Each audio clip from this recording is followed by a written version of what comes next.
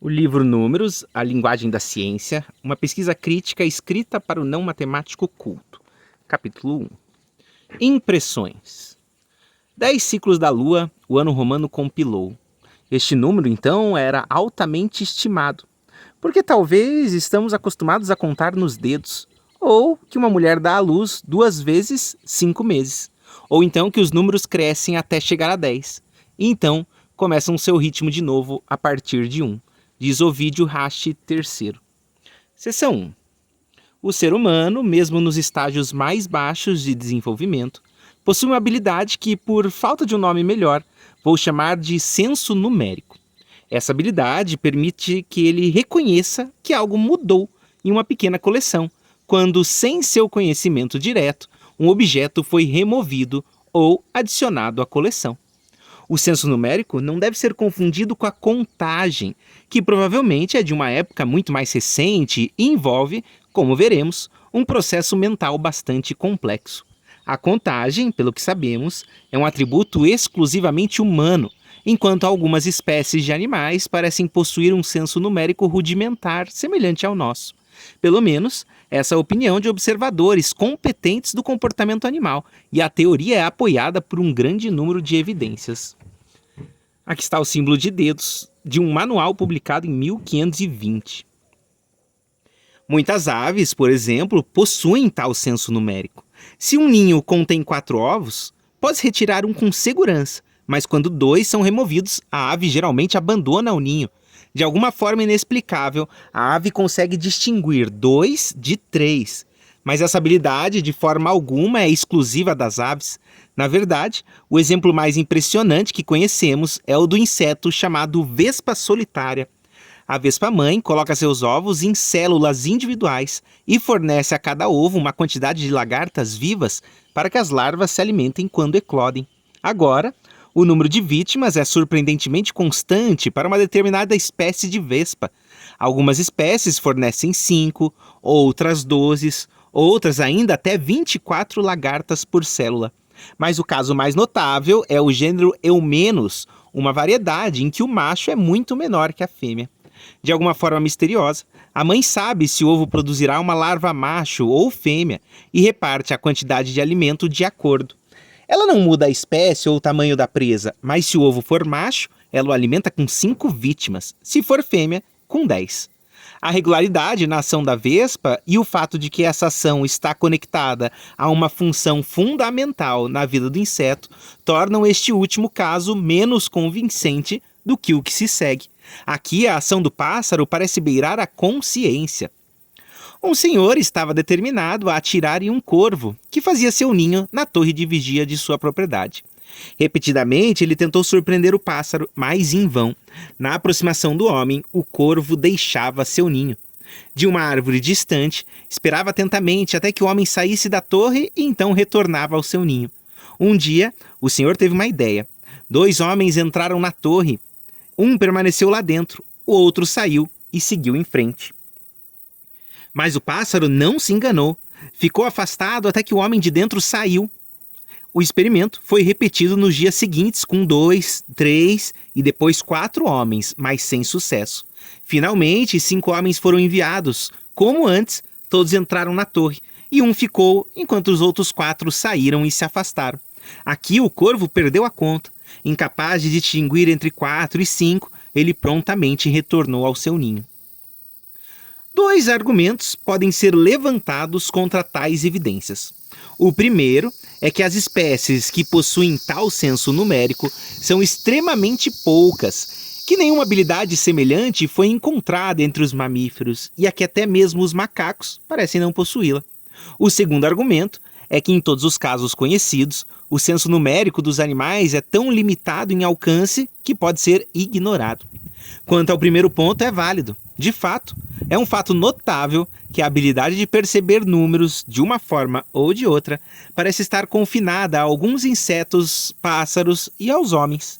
Observações e experimentos com cães, cavalos e outros animais domésticos falharam em revelar qualquer senso numérico. Quanto ao segundo argumento, ele tem pouco valor, porque o alcance do senso numérico humano também é bastante limitado. Em todos os casos práticos em que o homem civilizado é chamado para discernir números, ele está consciente ou inconscientemente ajudando o seu senso numérico direto com artifícios, como leitura de padrões simétricos, agrupamento mental ou contagem. A contagem, especialmente, tornou-se uma parte tão integral de nossa mentalidade que os testes psicológicos sobre nossa percepção de números estão repletos de grandes dificuldades. No entanto, algum progresso foi feito. Experimentos cuidadosamente conduzidos levam à conclusão inevitável de que o senso numérico visual direto do homem civilizado médio raramente se estende além de 4, e que o senso tátil é ainda mais limitado em alcance. Estudos antropológicos sobre povos primitivos corroboram esses resultados em um grau notável. Eles revelam que aqueles selvagens que não alcançaram o estágio de contar nos dedos estão quase completamente privados de toda percepção de número.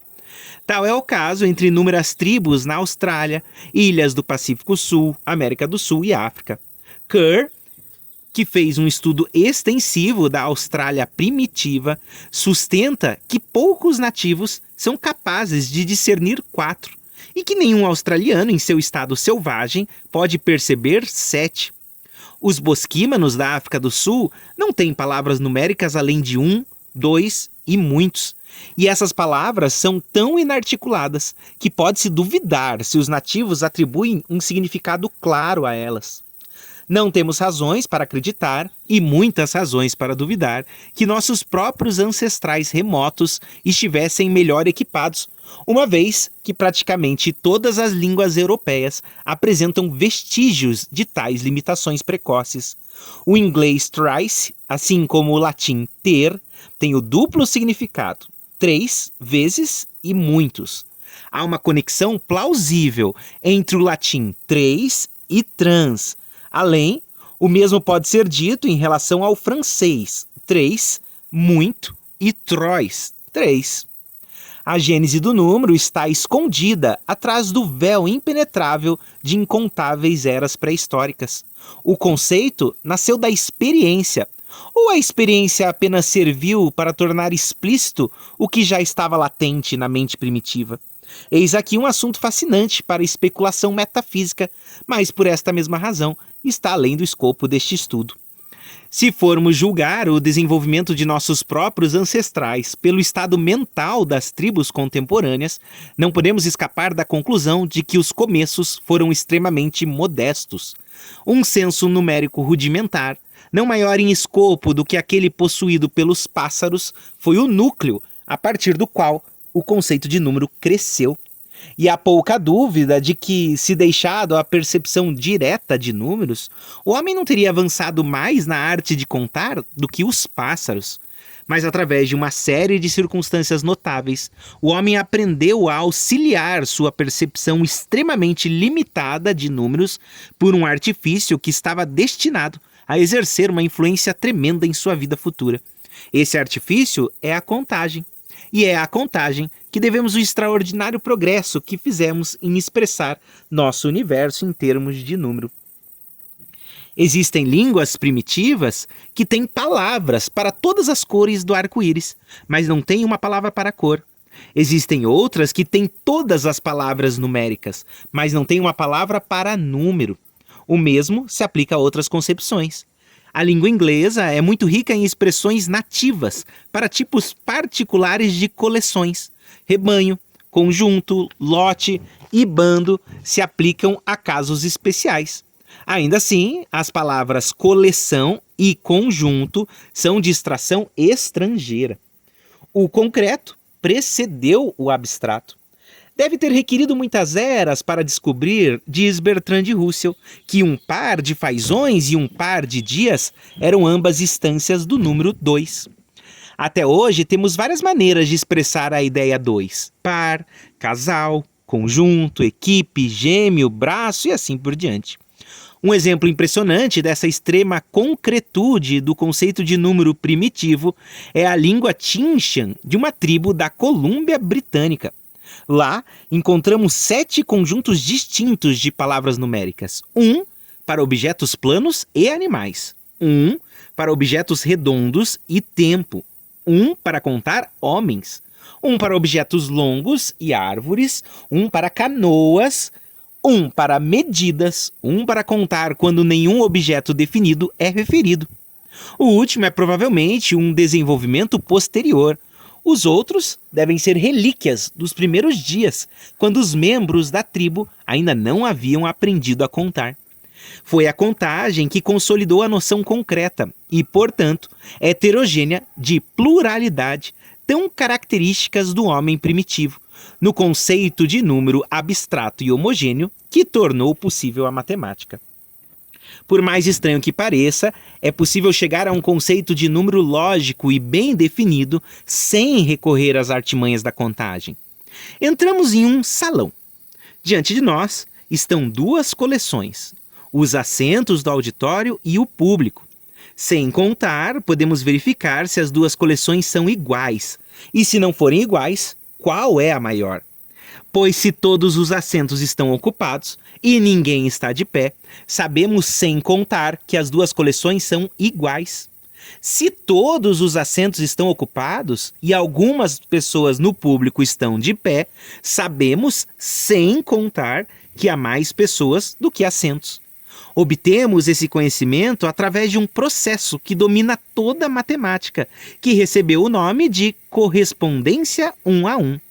Consiste em atribuir a cada objeto de uma coleção um objeto da outra, o processo sendo continuado até que uma das coleções ou ambas se esgotem. A técnica numérica de muitos povos primitivos se limita a esse tipo de correspondência ou contagem. Eles mantêm os registros de seus rebanhos e exércitos por meio de entalhes cortados em uma árvore ou pedrinhas reunidas em uma pilha. Que nossos próprios ancestrais eram adeptos desses métodos é evidenciado pela etimologia das palavras tele, contagem, e calculate, calcular, das quais a primeira vem do latim talea, que significa corte, e a segunda do latim calculus, que significa pedrinha. A princípio, pareceria que o processo de correspondência fornece apenas um meio de comparar duas coleções, mas é incapaz de criar número no sentido absoluto da palavra. No entanto, a transição de número relativo para absoluto não é difícil. É necessário apenas criar coleções modelo, cada um tipificando uma possível coleção. Estimar qualquer coleção dada é então reduzido à seleção entre os modelos disponíveis de um que possa ser combinado com a coleção dada membro por membro. O homem primitivo encontra tais modelos em seu ambiente imediato. As asas de um pássaro podem simbolizar o número 2. Folhas de trevo representam 3. As pernas de um animal, 4. Os dedos de sua própria mão, 5. Evidências dessa origem das palavras numéricas podem ser encontradas em muitas línguas primitivas. Claro, uma vez que a palavra numérica foi criada e adotada, ela se torna um modelo tão bom quanto o objeto que originalmente representava. A necessidade de discriminar entre o nome do objeto emprestado e o símbolo numérico em si, naturalmente tende a provocar uma mudança no som, até que, com o passar do tempo, a própria conexão entre os dois se perca na memória. À medida que o homem aprende a confiar cada vez mais em sua linguagem, os sons superam as imagens que representavam, e os modelos originalmente concretos assumem a forma abstrata de palavras numéricas. A memória e o hábito conferem concretude a essas formas abstratas e, assim, meras palavras se tornam medidas de pluralidade. O conceito que acabei de descrever é chamado de número cardinal. O número cardinal se baseia no princípio da correspondência. Ele não implica contagem. Para criar um processo de contagem, não basta ter um conjunto variado de modelos, por mais abrangente que seja. Precisamos criar um sistema numérico. Nosso conjunto de modelos deve ser organizado em uma sequência ordenada, uma sequência que progride no sentido de magnitude crescente, a sequência natural. 1, 2, 3. Uma vez criado esse sistema, contar uma coleção significa atribuir a cada membro um termo na sequência natural em sucessão ordenada até que a coleção esteja esgotada. O termo da sequência natural atribuído ao último membro da coleção é chamado de número ordinal da coleção. O sistema ordinal pode assumir a forma concreta de um rosário, mas isso, claro, não é essencial. O sistema ordinal adquire resistência quando as primeiras palavras numéricas foram memorizadas em sua sucessão ordenada e um esquema fonético foi criado para passar de qualquer número maior para seu sucessor. Aprendemos a passar com tanta facilidade de número cardinal para ordinal que os dois aspectos nos parecem um só. Para determinar a pluralidade de uma coleção, ou seja, seu número cardinal, não nos preocupamos mais em encontrar uma coleção modelo com a qual possamos compará-la. Nós a contamos. E o fato de termos aprendido a identificar os dois aspectos do número é o que nos permitiu progredir na matemática. Pois enquanto na prática estamos realmente interessados no número cardinal, este último é incapaz de criar uma aritmética. As operações da aritmética se baseiam na suposição tática de que podemos sempre passar de qualquer número para seu sucessor, e essa é a essência do conceito ordinal. Portanto, a correspondência por si só é incapaz de criar uma arte de contagem. Sem a nossa habilidade de organizar as coisas em sucessão ordenada, pouco progresso poderia ter sido feito. Correspondência e sucessão, os dois princípios que permeiam toda a matemática. Aliás, todos os domínios do pensamento exato estão entrelaçados na própria estrutura do nosso sistema numérico. É natural questionar, neste ponto, se essa distinção sutil entre número cardinal e ordinal teve alguma participação na história inicial do conceito de número. Pode ser tentado a supor que o número cardinal, baseado apenas na correspondência, precedeu o número ordinal, que requer tanto correspondência quanto ordenação. No entanto, as investigações mais cuidadosas sobre a cultura primitiva e a filologia não revelam tal precedência. Onde quer que exista alguma técnica numérica, ambos os aspectos do número são encontrados. Mas também, onde quer que exista uma técnica de contagem digna do nome, descobriu-se que a contagem com os dedos ou a precede ou a acompanha. E nos seus dedos, o homem possui um dispositivo que lhe permite passar imperceptivelmente do número cardinal para o ordinal. Se ele quiser indicar que uma certa coleção contém 4 objetos, ele levantará ou abaixará 4 dedos simultaneamente. Se ele quiser contar com a mesma coleção, ele levantará ou abaixará esses dedos em sucessão. No primeiro caso, ele está usando seus dedos como um modelo cardinal, no segundo, como um sistema ordinal. Marcas inconfundíveis desta origem da contagem são encontradas em praticamente todas as línguas primitivas. Na maioria dessas línguas, o número 5 é expresso por mão, o número 10 por 2 mãos ou às vezes por homem. Além disso, em muitas línguas primitivas, os números até 4 são idênticos aos nomes dados aos 4 dedos. As línguas mais civilizadas passaram por um processo de desgaste que obliterou o significado original das palavras. No entanto, aqui também não faltam impressões digitais. Compare o sânscrito pancha, 5, com o persa relacionado pancha, mão. O russo piat, 5, com piast, a mão estendida. É graças aos seus 10 dedos articulados que o homem deve seu sucesso no cálculo. São esses dedos que o ensinaram a contar e assim estender o alcance do número indefinidamente. Sem esse dispositivo, a técnica numérica do homem não poderia ter avançado muito além do sentido rudimentar de número. E é razoável conjecturar que sem nossos dedos, o desenvolvimento dos números e, consequentemente, das ciências exatas, às quais devemos nosso progresso material e intelectual, teria sido irremediavelmente atrofiado. E ainda assim, Exceto pelo fato de nossas crianças ainda aprenderem a contar nos dedos e de nós mesmos às vezes recorrermos a isso com um gesto de ênfase, contar nos dedos é uma arte perdida entre as pessoas modernas civilizadas. O advento da escrita, a numeração simplificada, a escolarização universal tornaram a arte obsoleta e supérflua. Nestas circunstâncias, é natural para nós subestimarmos o papel que a contagem nos dedos desempenhou na história do cálculo. Apenas algumas centenas de anos atrás, a contagem nos dedos era um costume tão difundido na Europa Ocidental que nenhum manual de aritmética era completo, a menos que fornecesse instruções completas do método. A arte de usar seus dedos na contagem e na realização das operações simples de aritmética era então uma das realizações de um homem educado. A maior engenhosidade era exibida na elaboração de regras para adicionar e multiplicar números nos dedos. Assim, até hoje, o camponês do centro da França usa um curioso método para multiplicar números acima de 5.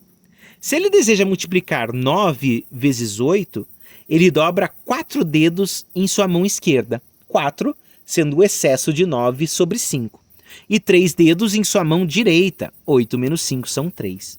Então, o número de dedos dobrados dá a ele a dezena do resultado, 4 mais 3, que é 7, enquanto o produto dos dedos estendidos dá a ele as unidades, 1 vezes 2 igual a 2. Artifícios da mesma natureza foram observados em lugares amplamente separados, como Besarábia, Sérvia e Síria. Sua impressionante semelhança e o fato de que esses países foram todos, em algum momento, partes do grande Império Romano, levam a suspeitar da origem romana desses dispositivos. No entanto, pode-se afirmar com igual plausibilidade que esses métodos evoluíram independentemente, com condições similares, produzindo resultados similares. Mesmo hoje, a maior parte da humanidade está contando nos dedos. Para o homem primitivo, devemos lembrar, este é o único meio de realizar os cálculos simples de sua vida cotidiana. Quão antiga é a nossa linguagem numérica? É impossível indicar o período exato em que as palavras numéricas se originaram, mas há evidências inconfundíveis de que isso precedeu a história escrita por muitos milhares de anos. Já mencionamos um fato. Todos os vestígios do significado original das palavras numéricas nas línguas europeias, com a possível exceção de 5, estão perdidos. E isso é ainda mais notável, já que, como regra, as palavras numéricas possuem uma estabilidade extraordinária. Enquanto o tempo provocou mudanças radicais em todos os outros aspectos, descobrimos que o vocabulário numérico foi praticamente inafetável. Na verdade, essa estabilidade é utilizada pelos filólogos para rastrear parentescos entre grupos de línguas aparentemente distantes. O leitor é convidado a examinar a tabela no final do capítulo, onde as palavras numéricas das línguas indo-europeias padrão são comparadas. Por que então, apesar dessa estabilidade, não se encontra vestígio do significado original? Uma conjectura plausível é que enquanto as palavras numéricas permanecerem inalteradas desde os dias em que se originaram, os nomes dos objetos concretos dos quais as palavras numéricas foram emprestadas passaram por uma completa metamorfose. Quanto à estrutura da linguagem numérica, pesquisas filológicas revelam uma uniformidade quase universal. Em todos os lugares, os 10 dedos do homem deixaram sua marca permanente. De fato, não há como negar a influência de nossos 10 dedos na seleção da base de nosso sistema numérico. Em todas as línguas indo-europeias, bem como semíticas, mongólicas e a maioria das línguas primitivas, a base de numeração é 10, ou seja, existem palavras numéricas independentes até 10, além das quais algum princípio de composição é usado até que 100 seja alcançado. Todas essas línguas têm palavras independentes para 100 e 1000, e algumas línguas para unidades decimais ainda mais altas. Existem exceções aparentes, como em inglês 11, o 11, e 12, o 12, ou o alemão 11 e 12, mas essas foram rastreadas até em Leaf Isolif, Lif, sendo o antigo alemão para 10.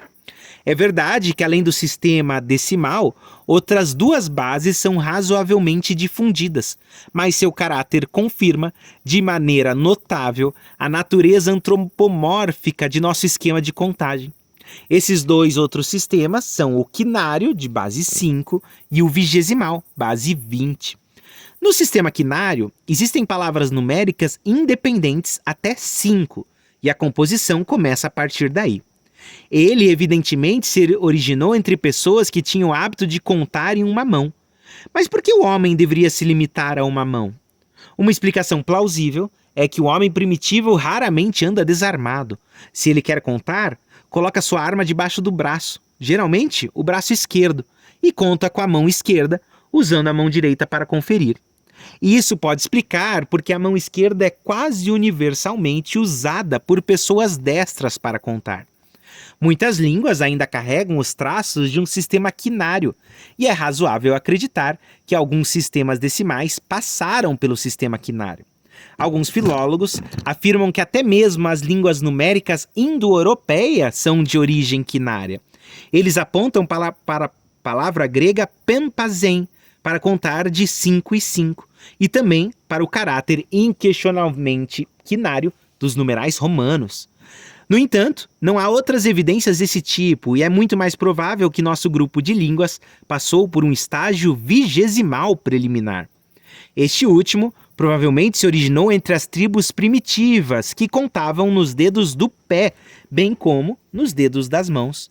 Um exemplo mais impressionante de tal sistema é utilizado pelos índios maias da América Central. Do mesmo caráter geral eram os sistemas dos antigos astecas. O dia dos astecas era dividido em 20 horas. Uma divisão do exército continham 8.000 soldados, 20 vezes 20 vezes 20. Enquanto sistemas vigesimais puros são raros, há numerosas línguas onde os sistemas decimal e vigesimal se fundiram. Temos o score em inglês, two score e three score, o francês 20 e 420. O francês antigo usava essa forma ainda mais frequentemente. Um hospital em Paris, originalmente construído para 300 veteranos cegos, leva o nome curioso de 1520, ou seja, 15 vezes 20. O nome 1120 foi dado a um corpo de sargentos de polícia, composto por 220 homens. Existe entre as tribos mais primitivas da Austrália e da África um sistema de numeração que não tem 5, 10 nem 20 como base. É um sistema binário, ou seja, de base 2. Esses selvagens ainda não chegaram à contagem pelos dedos. Eles têm números independentes para 1 e 2 e números compostos até 6. Além de 6, tudo é denotado por monte. Kurt, a quem já citamos em relação às tribos australianas, afirma que a maioria delas conta por pares. De fato, esse hábito é tão forte entre os nativos que eles raramente percebem que 2 alfinetes foram removidos de uma fila de 7. No entanto, eles perceberão imediatamente se um alfinete estiver faltando. Seu senso de paridade é mais forte do que seu senso numérico. Curiosamente, essa base mais primitiva teve um defensor eminente em tempos relativamente recentes, e ninguém menos que Leibniz. Uma numeração binária requer apenas 2 símbolos, 0 e 1, por meio dos quais todos os outros números são expressos, conforme mostrado na tabela a seguir, que você vê aqui. Números decimais e números binários. E ela continua aqui. As vantagens da base 2 são a economia de símbolos e a tremenda simplicidade nas operações. Deve-se lembrar que todo sistema exige que tabelas de adição e multiplicação sejam memorizadas. Para o sistema binário, estas se reduzem a 1 mais 1 igual a 1, 0 e 1 vezes 1 igual a 1. Enquanto para o decimal, cada tabela tem 100 entradas. No entanto, essa vantagem é mais do que compensada pela falta de compactação. Assim, o número decimal 4096, que é 2 elevado a 12, seria expresso no sistema binário por 10000000000000. É a elegância mística do sistema binário que fez Leibniz exclamar omnibus est nihilo ducendis suffictis unum. Um é suficiente para derivar tudo do nada. Diz Laplace: Leibniz viu em sua aritmética binária a imagem da criação. Ele imaginou que a unidade representava Deus e o zero, o vazio, que o ser supremo tirava todos os seres do vazio, assim como a unidade zero expressavam todos os números em seu sistema de numeração. Essa concepção agradou tanto a Leibniz que ele a comunicou ao jesuíta Grimaldi, presidente do Tribunal Chinês de Matemática, na esperança de que este emblema da criação converteria o imperador da China, que era muito afeiçoado às ciências. Menciono isso apenas para mostrar como os preconceitos da infância podem ofuscar a visão até mesmo dos maiores homens. É interessante especular que rumo a história da cultura teria tomado se, em vez de dedos flexíveis, o homem tivesse apenas 2 tocos inarticulados. Se algum sistema de numeração pudesse ter se desenvolvido sobre tais circunstâncias, provavelmente seria do tipo binário. O fato de a humanidade ter adotado o sistema decimal é um acidente fisiológico. Aqueles que veem a mão da providência em tudo terão que admitir que a providência é uma matemática pobre, pois fora seu mérito fisiológico, a base decimal tem pouco a recomendar. Quase qualquer outra base, com a possível exceção de 9, teria feito tão bem e provavelmente melhor. De fato, se a escolha de uma base fosse deixada a um grupo de especialistas, provavelmente testemunharíamos um conflito entre um homem prático, que insistiria em uma base com maior número de divisores, como 12, e o matemático, que desejaria um número primo, como 7 ou 11 para uma base. De fato, no final do século XVIII, o grande naturalista Buffon propôs que o sistema duodecimal de base 12 fosse universalmente adotado. Ele apontou para o fato de que 12 tem 4 divisores, enquanto 10 tem apenas 2, e sustentou que ao longo dos séculos, essa inadequação do nosso sistema decimal foi tão profundamente sentida que, apesar de 10 ser a base universal, a maioria das medidas tinha 12 unidades secundárias. Por outro lado, o grande matemático Lagrange afirmou que uma base prima é muito mais vantajosa. Ele apontou o fato de que, com uma base prima, toda fração sistemática seria irredutível e, portanto, representaria o número de uma maneira única. Em nossa atual numeração, por exemplo, o número decimal 0,36 representa realmente muitas frações. 9/25avos, 15/50avos, 36/100avos e assim por diante. Essa ambiguidade seria consideravelmente diminuída se uma base prima como 11 fosse adotada. Mas se o grupo esclarecido a quem confiaríamos a seleção da base decidisse por uma base prima ou composta, podemos ter certeza de que o número 10 nem mesmo seria considerado, pois não é primo, nem tem um número suficiente de divisores. Em nossa própria era, quando dispositivos de cálculo substituíram em grande parte a aritmética mental, ninguém levaria a sério nenhuma das propostas. As vantagens obtidas são tão pequenas e a tradição de contagem por dezenas tão firme que o desafio parece ridículo. Do ponto de vista da história da cultura, uma mudança de base, mesmo que viável, seria altamente indesejável. Enquanto o homem conta em dezenas, seus 10 dedos o lembrarão da origem humana desta fase tão importante de sua vida mental. Assim, o sistema decimal, pode permanecer como um monumento vivo para a proposição que o homem é a medida de todas as coisas. E no término do capítulo, as palavras de número de algumas línguas indo-europeias, mostrando a extraordinária estabilidade nas palavras de número, pois vocês olhem com calma, em sânscrito, grego antigo, latim, alemão, inglês, francês e russo, as numerações de 1 até 10, 100 e 1000, e como as palavras são similares. Depois um sistema quinário típico, que é a língua API das Novas Hébridas, que tem palavra 1, 2, 3, 4, 5, depois recomeça, ele é um sistema quinário, outro 1, outro 2, outro 3, outro 4 e assim por diante. Tem um sistema seguido vigesimal típico, que é o caso da língua maia na América Central, que tem palavras para o 1, para o 20, para o 400, 8.000 que é 20, 20 ao quadrado, 20 ao cubo. E finalmente um sistema binário típico, tribo ocidental do Estreito de Torres, Urapum, Ocosa, é 1 e 2, é um sistema binário. Depois se combina Ocosa, Urapum, Ocosa, Ocosa, Ocosa, Ocosa, Urapum, Ocosa, Ocosa, Ocosa e assim por diante. Inclusive caiu no Enem essa questão. Depois vamos para o capítulo 2 no próximo vídeo. Valeu!